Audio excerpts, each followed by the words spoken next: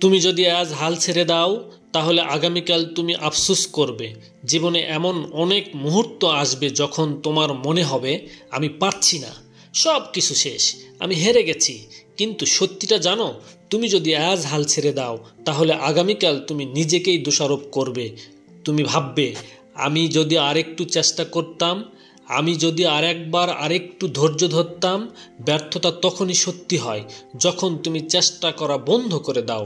তুমি জানো না, হয়তো ঠিক একটু ধৈর্য ধরলেই একদিন পর, এক মাস পর বা এক বছর পর তুমি সাফল্যের চূড়ায় পৌঁছে যেতে পারতে। যখনই মনে হবে আমি পারবো না, তখন নিজেকে বলবে আমি পারবো, কারণ আমি কখনো হাল ছাড়ি না। আমি পারবো কারণ ব্যর্থতা আমাকে থামতে দিবে না। আমি পারবো কারণ আমি জানি সাফল্যের শেষ ধাপটাই হয় সবচাইতে কঠিন। তাই থামবে না, হাল ছাড়বে না, কারণ একদিন তোমার গল্পই হবে অনুপ্রেরণার গল্প।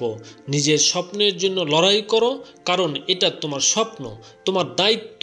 তুমি যদি আজ হাল ছেড়ে দাও তাহলে আগামীকাল তুমি আফসোস করবে।